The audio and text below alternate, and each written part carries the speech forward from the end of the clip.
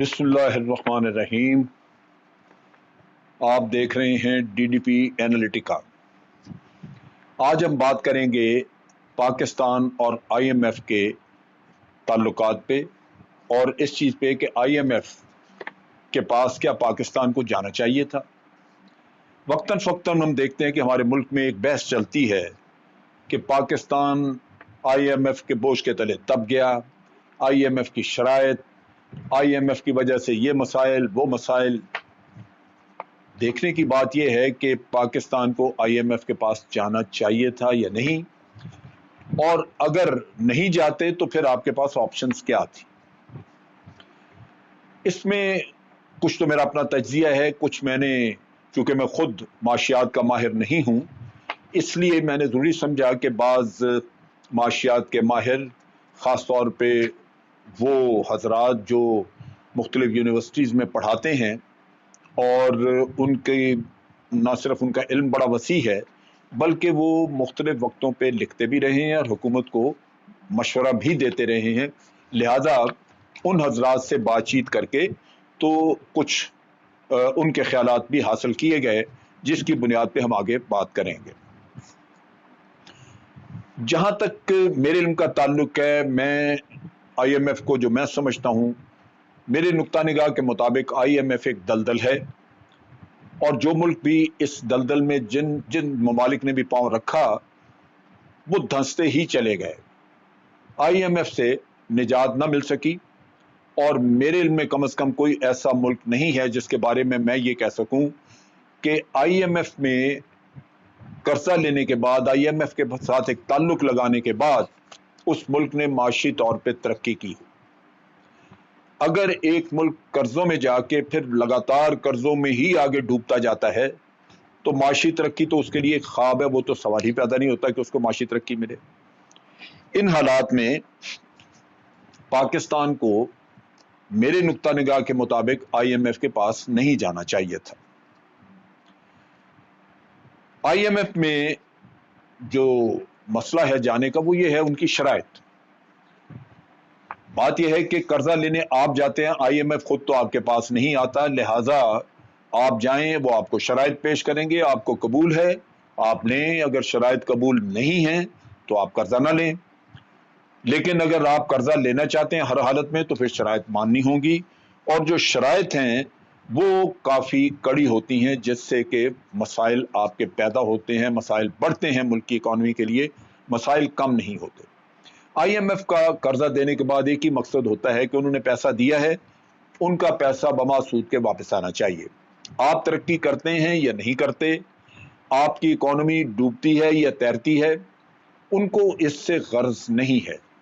जिस चीज़ को वो इस्लाहात का नाम देते हैं वो दर हकीकत उनकी वो शराइत हैं जिनकी वो इम्प्लीमेंटेशन देखते हैं कि क्या आप उन शराइत पे अमल कर रहे हैं या नहीं, जो कि उन्होंने तय की थी आपके साथ। और जब वो शराइत तय होती हैं तो फिर उसके बाद आपके पास गुंजाइश नहीं होती कि आप उससे फिर सकें, क्योंकि वो सारा कर्जा आपको यकमुश्त तो देते नहीं, उन्होंने उसको थोड़ा थोड़ा करके किस्तों में आपको देना है।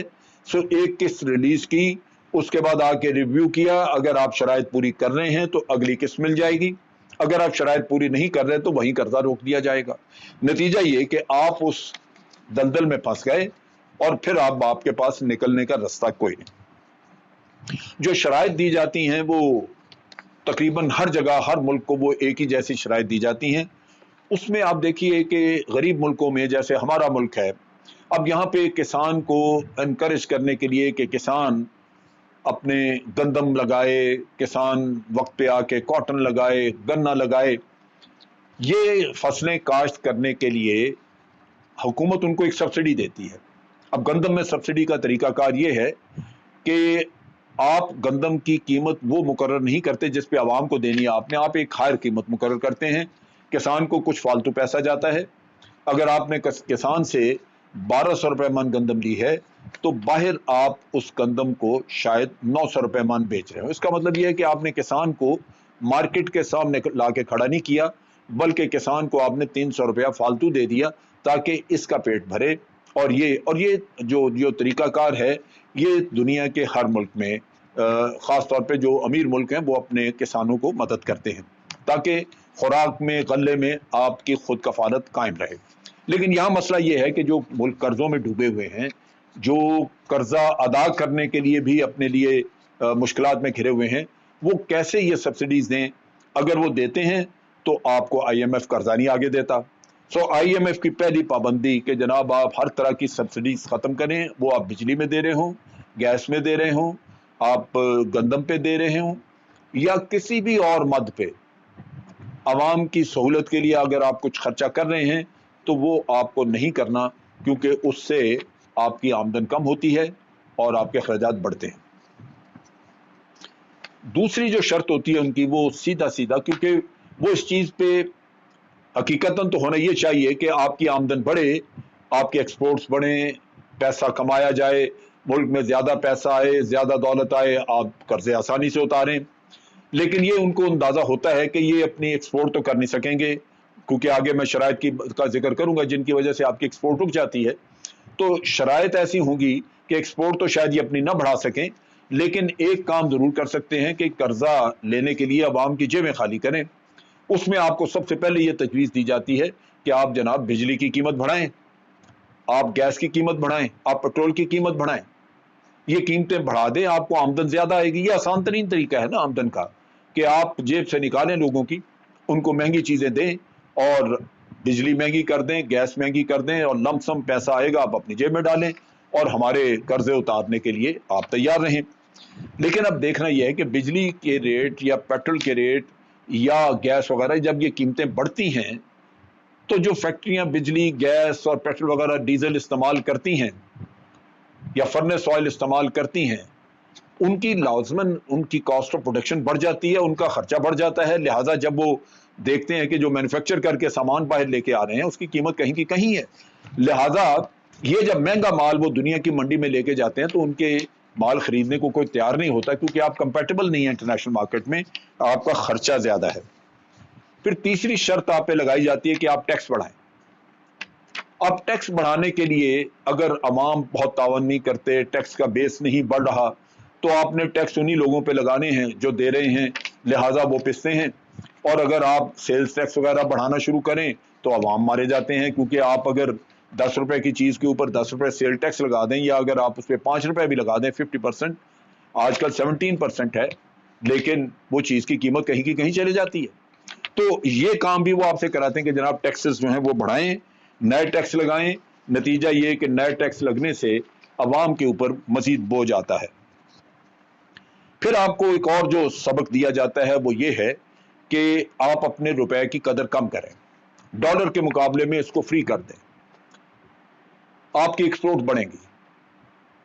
एक्सपोर्ट की तो बढ़ेगी या नहीं बढ़ेगी, लेकिन एक चीज जरूर होती है कि अगर 60 रुपए का डॉलर था और 60 से वो 100 का हो गया, या 100 का तो 100 से 160 का हो गया, तो लोग तो महंगाई में मारे जाएंगे, क्योंकि ये अफरात ज़र। और इसमें नेचुरली बड़ी सीधी सी बात है, अगर कोई बाहर से इंपोर्ट आप कर रहे हैं माल, तो वो जो $1 का आप बाहर से मंगवा रहे हैं वो 60 रुपए से 160 पे चला गया, तो अब हम क्या करेंगे, कैसे खरीदेंगे?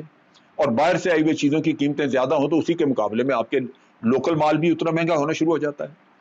तो ये अवाम के लिए एक वबाल जान बन जाती है चीज, कि हर चीज की कीमतें बढ़ गई, जिंदगी मुश्किल, और आप अपना गुजारा नहीं कर सकते उन्हीं तनख्वाहों में जो कि आपको मिल रही है। फिर इस दफा तो इंतहा हुई कि IMF ने पाकिस्तान के मामले में तो यहां तक कहा कि इस बजट में आप अपने लोगों की तनख्वाहें मत बढ़ाएं, ना पेंशन बढ़ाएं ना तनख्वाहें बढ़ाएं। यानी एक तरफ तो आपकी महंगाई बढ़ी, महंगाई बढ़ के आसमान पे गई, और दूसरी तरफ आपकी आमदन जो है वो वहीं की वहीं खड़ी रही, बल्कि कम हो गई। अगर डॉलर से रिलेट किया जाए तो फिर आपकी कुव्वत खरीद जो है वो बिल्कुल नहीं रही, आप जिंदगी जैसे भी गुजारें, IMF को उसकी फिक्र नहीं। अब इसमें चीज ये है कि ये मामला हुआ क्यों।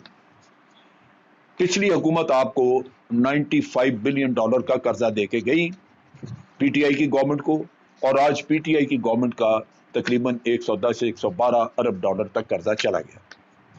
$95 बिलियन का कर्जा उतारने के अहल नहीं थे हम, क्योंकि एक असूल है कि अगर आपकी मुल्क की आमदन से 60% तक कर्जा है तो आप शायद उस आमदन में कर्जा उतार सकें। 60% एक हाईएस्ट लिमिट है। लेकिन अगर आपका कर्जा जैसे आज 90% से ऊपर जा चुका है आपकी आमदन से, तो फिर तो जो आमदन आपकी आएगी वो कर्जे में चली जाएगी, या कर्जा कभी उतरेगा नहीं। अब कर्जा ना उतरना बड़ा खतरनाक काम है। जिन मुल्कों ने कर्जा दिया है या जो IMF के मेंबर हैं, IMF के हिस्सेदार हैं, वो तो मुल्कों की गर्दन दबा के उनसे पैसा निकलवाते हैं, या मुल्क दिवालिया हो जाएंगे।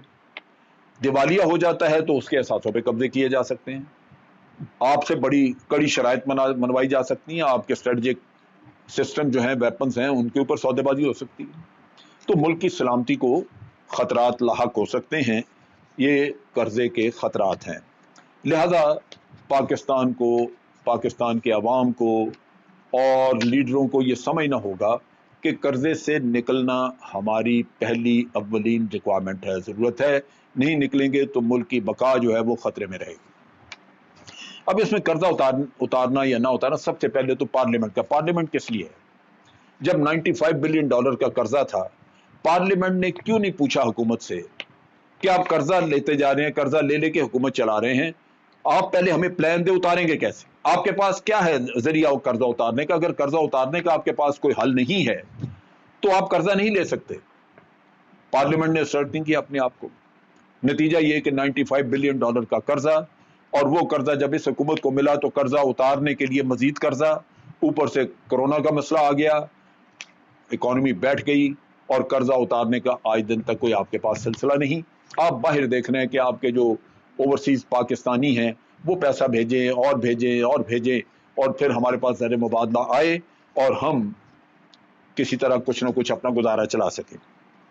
अब मैंने ये सूरत हाल जो थी, पार्लियामेंट की नाकामी कह लें, कुछ भी कह लें, लेकिन आज हम एक मुश्किल वक्त में बैठे हुए हैं जहां हमें IMF की डिक्टेट सुननी पड़ती हैं, IMF के तरफ से हमें हर तरह की शराइत सुननी पड़ती हैं, माननी पड़ती हैं, और आवाम की ज़िंदगी तंग करनी पड़ती है, हमारी मजबूरी है। लेकिन मैंने जैसे शुरू में कहा कि मैंने बाज़ माशियात के माहिरीन से बात की, और मैंने उन्हें कहा कि जनाब आपकी इसमें राय क्या है, और एक दो जो बहुत ही काबिल इज़्ज़त, काबिल एहतराम और काबिल कदर माशियात के माहिर हैं जो पढ़ाते हैं यहाँ यूनिवर्सिटियों में, उन्होंने कहा कि हमने हुकूमत को मशवरा दिया था कि आप IMF के पास ना जाएं।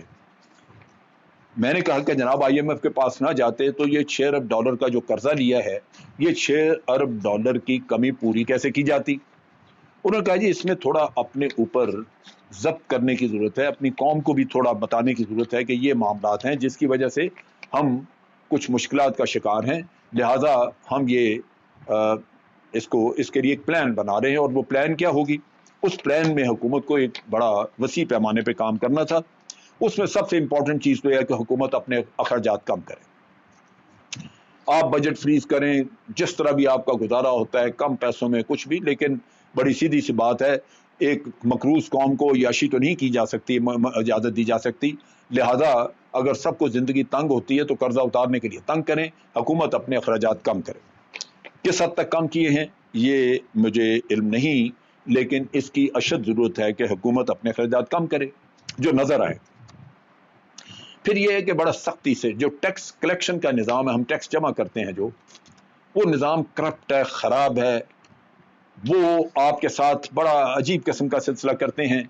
नतीजा ये कि मिसाल के तौर पे किसी चीज़ में आपको धर लिया कि जी हम आपका ऑडिट करेंगे, ये करेंगे, वो करेंगे, और उसमें बहुत बड़े बड़े बिल निकाल दिए, वो आप देने के काबिल नहीं, तो आपको कहा अच्छा जनाब आप अगर ये बिल नहीं दे सकते तो इतना मेरी जेब में डाल दें, तो बाकी आपका हम छोड़ देंगे। ये भी शिकायत हैं।